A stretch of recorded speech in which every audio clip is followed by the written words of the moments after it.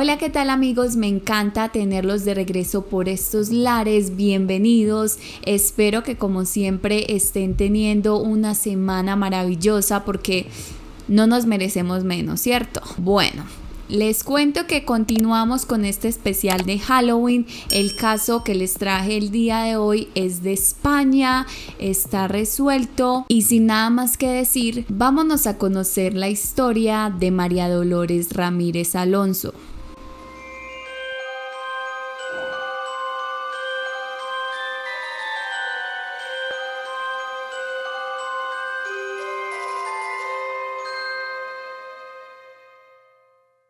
María Dolores Ramírez Alonso, apodada de cariño Maores, nació el 14 de septiembre de 1994 en Ripollet, una localidad cercana a Barcelona, en España. Ella tuvo una infancia muy tranquila, a pesar de que junto con sus padres, su hermano y su abuela vivieran en un barrio bastante conflictivo. A sus 14 años era una joven muy simpática y alegre, le encantaba escuchar a un grupo musical de los 90 llamado Camela y también algunos compases flamencos. Como suele pasar mucho a esta edad, ella anhelaba ser adulta, conseguir su documento de identidad con una edad legal que le permitiera hacer todo lo que quería. Es bastante común que los adolescentes crean que crecer es la forma de alcanzar sus objetivos, olvidando por completo que con esto también llegan cientos de responsabilidades y deberes. Y lo digo en serio, no quieran ser adultos, es una trampa. Ella quería ya poder hacer cosas de grandes, especialmente ir por primera vez a bailar a una discoteca. Veía que otras chicas mayores de su barrio ya lo hacían y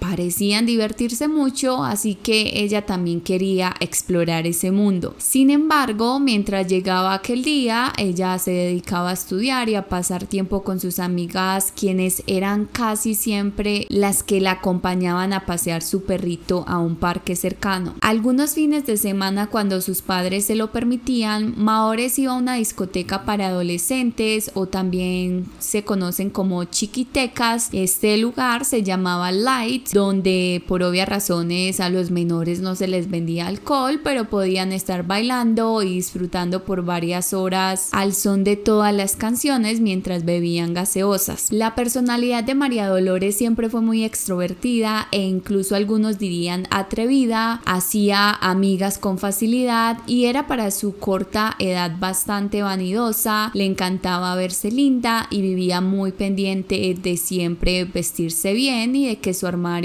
estuviera a la moda, lo cual realmente no tiene nada de malo, vale la pena aclarar. Ella se encontraba cursando su secundaria en un instituto de la zona y sería allí donde conocería a un chico llamado Sergio. Él era un joven rubio bastante tímido, pero que poco a poco y entre broma y broma logra acercarse a la adolescente e incluso enamorarla. Un primer amor que terminó siendo desastroso. Maores tenía un pequeño blog en una red social llamada Fotolog, que era como parecida a Facebook en aquella época de los 2000 y piquito. Allí la niña pasaba gran parte de su tiempo chateando con sus amigas, hacía publicaciones relatando sus emociones y también escribía algunas tiernas confesiones de amor muy típicas también de la edad, junto con algunas fotografías de ella misma en la habitación. Algunos de estos escritos decían lo siguiente: esta noche se unen versos y canciones dedicadas al niño que yo quiero y que me roba a mí el alma, mi amigo y compañero,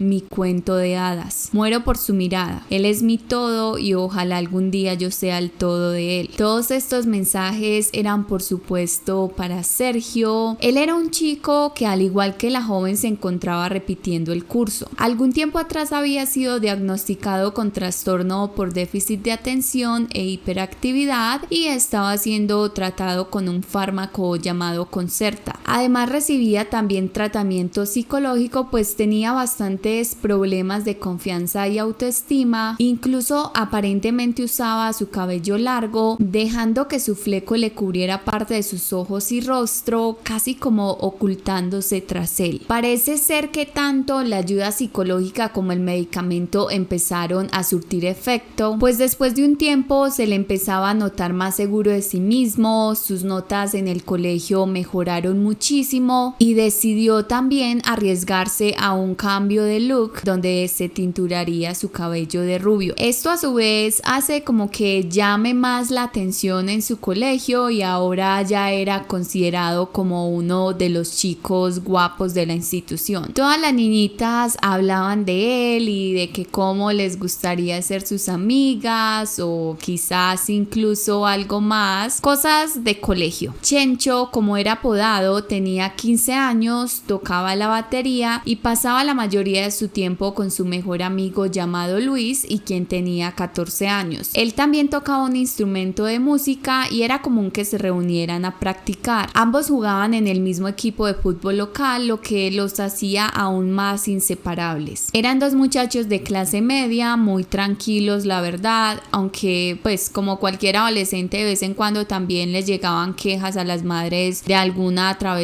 no muy grave que hubieran hecho. Un día normal de clase, Maores escribe en un papelito su confesión de amor hacia su compañero. Cuando esta llega a manos de él, ella como que le da pena, pero al mismo tiempo se siente aliviada de que al menos pues él sabe lo que ella siente por él, y pensaba que pronto de esa forma él se animaría a corresponderle lo que ella sentía. Unas horas más tarde de eso, la menor también escribiría en su blog lo siguiente: hoy en clase sentí un poco de vergüenza por lo de la nota, ya que había puesto todo, absolutamente todo lo que sentía. Solo espero que él no se sienta mal porque le mandé eso, me da un poco de miedo de que se enfade, eso es lo malo, pero por lo demás realmente me da igual. A las 9 me voy a conectar por ti, ¿lo sabes de sobra? No, sabes que te quiero mucho y esperaría el tiempo que sea necesario para estar a tu lado, para mirarte a los ojos, tocarte el pelo y besarte. Me gustaría que tengan en mente que esto lo está escribiendo una niña de 14 años que está viviendo su primer amor de adolescencia. Efectivamente salen a flote muchas emociones, sentimientos, y son etapas por las que creería que la mayoría de todos pasamos. Entonces quiero como que en el transcurso de la historia recuerden eso. María esperaba que en los siguientes días Sergio le manifestara que también quería tener más que una amistad con ella, pero por el contrario él no la correspondió en lo absoluto y de hecho le dijo que ya tenía novia. Las ilusiones de esta jovencita se derrumbaron, pero al mismo tiempo estaba la esperanza de que en algún punto él se decidiera por ella. Ambos empezaron a chatear continuamente y este niño empezó como a jugar con ella. Unos días le decía que le gustaba, otro día le decía que no sentía nada por ella, un día le decía que la extrañaba y le encantaría verla,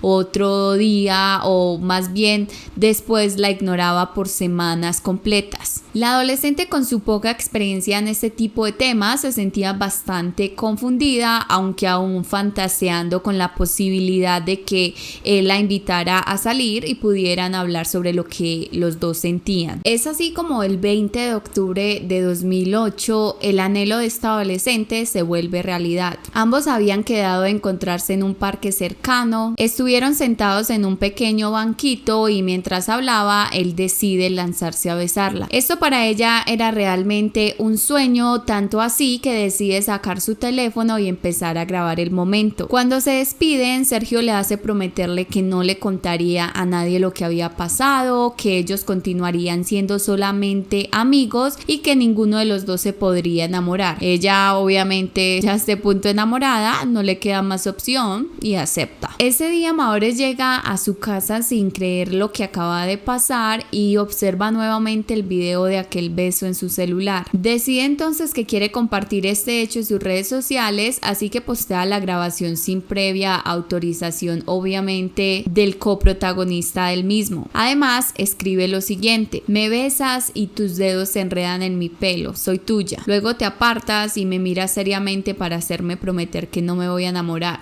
siempre igual. Si Sergio no se había enojado con descubrir que su amiga estaba enamorada de él como ella pensó que lo haría, el hecho de realizar esta publicación sí lo había puesto furioso. Incluso le recriminó por medio de la misma plataforma, argumentando que ella sabía muy bien que lo de ellos no podía ser, pues él ya tenía una novia y ella por nada del mundo se debía enterar de lo que había pasado. María le contaría muy triste a sus amigas la pelea que había tenido con este chico y por casi 10 días ellos se mantendrían distanciados. El viernes 31 de octubre, María se encontraba pasando el rato en su casa cuando es contactada por una de sus mejores amigas llamada Cris. Es ella quien precisamente le dice que Chencho la estaba buscando para hablar y que incluso había ido a su casa por error preguntando por ella. La adolescente se emocionó bastante pensando en que por fin su gran amor le pediría que fueran novios, así que se queda en su casa ansiosa esperando a que él tocara la puerta. Efectivamente el joven llega ahí, aunque lo hace en compañía de su amigo inseparable Luis. Mahores en bata de pijama y en unas zapatillas de andar en la casa abre la puerta y lo atiende. Al mismo tiempo le avisa a su madre que iba a salir a saludar a alguien y que no se demoraba. La señora le pregunta explícitamente a quién y su hija muy emocionada le dice que a un compañero de clase que le había acabado de decir que le traía una sorpresa que quería darle. La madre se empieza a preocupar cuando ha pasado ya un buen rato y la niña aún no ha ingresado de vuelta a la vivienda. Se va entonces hasta la puerta, pero no la ve por ningún lado. La verdad es que se le hace bastante extraño porque su hija no tenía ropa como tal para salir a la calle y como ya sabemos era bastante vanidosa, entonces no pensaba que pronto iba a salir vestida así. Esta mujer se empieza a desesperar aún más cuando la busca por todo el barrio pero no haya rastro de ella. Es su hijo quien intenta calmarla diciéndole que de más que se había ido para la casa de alguna amiga y se le había olvidado avisar o algo así. Lamentablemente solo un par de horas más tarde les llegaría una de las noticias más terribles de su vida. En las horas de la mañana del sábado 1 de noviembre de 2008, un vecino del barrio del adolescente que iba pasando por un terreno baldío vería una escena tan macabra que él mismo la calificaría como un filme de terror digno de una noche de Halloween. Había encontrado el cuerpo de una niña que presentaba heridas con arma blanca en todo su cuerpo y rostro. Eran evidentes la infinidad de golpes que habría recibido antes de su muerte y además había sido degollada. Debido a que el día anterior solo se había reportado la desaparición de una menor de características similares, las autoridades se dirigen a la casa de Herminia, madre de Mahores. Allí le muestran un papel con un número de teléfono que había sido encontrado en el bolsillo de la prenda que llevaba la víctima. Esta señora inmediatamente reconocería el número, pues era el del padrastro de su hija, el cual la niña siempre llevaba consigo en caso de que ocurriera alguna emergencia. De igual manera se encontraría una pulsera rosada que decía Love, la cual efectivamente también sería reconocida de inmediato. El cuerpo encontrado era el de María Dolores Ramírez, de tan solo 14 años. La policía inicia la investigación del caso y aunque tenía conocimiento de que las últimas personas con las que la menor estuvo eran Sergio y Luis, realmente no cabía en la cabeza de nadie en esta zona que estos chicos hubieran sido quienes cometieran un crimen tan horrible. Sin embargo, solo fue cuestión de revisar las redes sociales de la joven para encontrar la fuerte discusión que ella habría tenido con este muchacho después de que publicara el video en el que se besaban. Adicionalmente, cuando los jóvenes son interrogados, se descubre en sus teléfonos una perturbadora conversación en la que ambos se burlaban de lo que le habían hecho a Mahores. Sergio era quien contaba que mientras la golpeaba e insultaba, ella habría caído al suelo quedando al descubierto su ropa interior. Adicionalmente, relataba cómo había tomado su navaja y se la había enterrado a la niña en el cuello, esperando dejarla sin vida. Aseguró también que no se sentía nervioso en lo absoluto, pues solo había sido cuestión de llegar a su casa, darse una ducha y listo. Aunque sí admitió que lo que más le generaba temor es que la chica hubiera quedado viva y contara lo sucedido. Luis por su parte solo se reía y con total indiferencia escribiría respecto a los padres de la víctima que de todas maneras ellos ya tenían otro hijo, que igual para qué querían más, manifestando que la chica asesinada no le haría falta a nadie. Se supo que al día siguiente del crimen, este par de amigos habría ido a jugar un partido de fútbol con total normalidad, mientras el resto de la comunidad hacía el respectivo levantamiento del cuerpo de la menor. Según la investigación, los dos adolescentes habrían ido a buscar a la víctima a su vivienda para, mediante engaños, llevarla hasta aquel lote desolado. Una vez allí, Sergio le pide que se dé la vuelta para poderle entregar la sorpresa. Ella, por supuesto, no lo piensa dos veces e ilusionada lo hace. Allí comenzaría a ser insultada y golpeada con un bastón de trekking, el cual, por supuesto, por su punta metálica puede llegar a causar gran daño.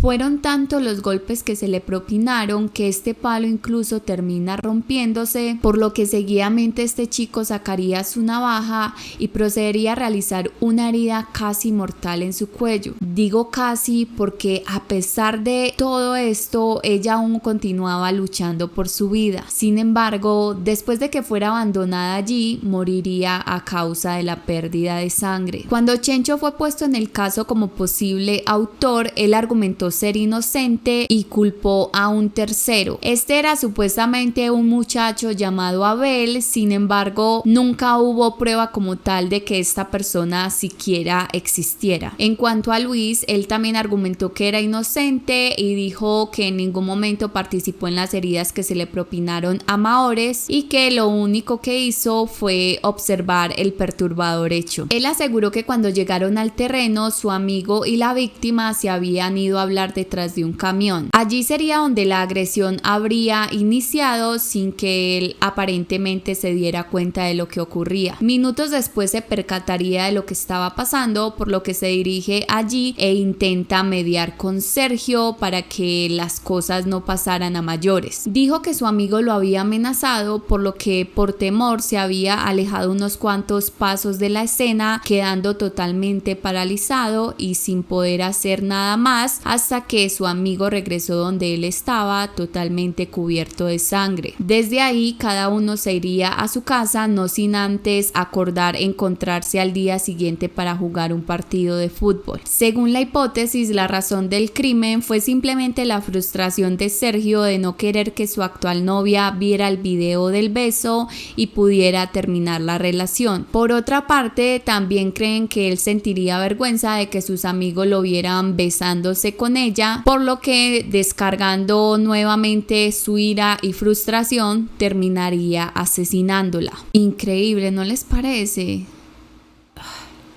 El juicio se realizó el 7 de julio de 2009. Allí el autor del crimen dijo que en realidad no se encontraba bien mentalmente cuando cometió el asesinato, manifestando que unas voces en su cabeza le habían ordenado hacer lo que hizo. Luis, por su parte, mantuvo siempre la misma versión. Sergio sería encontrado culpable del homicidio y condenado a 5 años de internamiento en un centro juvenil y 3 años más de libertad bajo vigilancia. Al otro chico se le sentenció una pena de 4 años y 9 meses de internamiento y también 3 años más en una libertad bajo vigilancia. Esto después de que se confirmara su participación en el crimen, al ser él quien le entrega el bastón a su amigo para que procediera a golpear a Mahores. Esto además se pudo constatar también en el chat entre ambos. En la conversación, Luis se burla de la familia de la víctima, se preocupa por haber dejado aquel palo de trekking en el lugar e incluso sugiere coartadas para no ser descubierto. En el juicio, por supuesto, no dudó en aparentar arrepentimiento, incluso dirigiéndose a la madre de la víctima para darle el sentido pésame después de que fue él mismo quien manifestó que ella ya tenía un hijo, así que para qué quería más que eso. A los padres de estos dos jóvenes se les impuso también el pago de $500,000 a la familia de la víctima por su negligencia en el actuar de sus hijos. Para que la indemnización indemnización se hiciera efectiva, se les iba a retener un porcentaje de su salario laboral hasta pagar toda la suma indicada por el juez. Incluso en el juicio se hizo un llamado a los padres de Luis, quienes al estar divorciados presentaban pautas muy dañinas con sus hijos, incluyéndolos en todas sus peleas y además usándolos para enviarse mensajes amenazantes el uno al otro. El padre parece ser un hombre con mentalidad tradicional que descargó toda la responsabilidad de crianza en la madre, y esta mujer por su parte habría descargado toda la responsabilidad en las profesoras de su hijo y prefirió solo enfocarse en sus propias necesidades. De los padres de Sergio no pude encontrar ningún tipo de información. 2 años más tarde de que este par de amigos fueran condenados, ambos habrían obtenido su libertad e incluso se les veía caminando campantes en el mismo barrio donde habían asesinado a Maores. Hasta el día de hoy, solo las personas que de una u otra manera fueron cercanas al caso saben realmente quiénes fueron estos 2 asesinos, ya que debido a su edad, la ley de protección de menores nunca permitió que se revelara su identidad, ya fuera a los medios de comunicación o al público en general. En la red social donde la víctima había expresado su amor por Sergio, se habrían publicado algunas fotografías de ellos, sin embargo, minutos más tarde tuvieron que ser eliminadas. Los culpables hoy en día gozan de libertad absoluta y de total anonimato. Algunas personas en redes sociales dicen que ellos han cambiado muchísimo su apariencia física, por lo que tranquilamente pasan desapercibidos y llevan una vida completamente normal. Este sería entonces el final de este video. Espero que les haya gustado la investigación y la narración. La verdad que no había tanta información en este caso como quizás me hubiera gustado, pero traté de recogerles y recopilarles lo que más pude. No me queda mucho más para decir, aparte de que se cuiden mucho,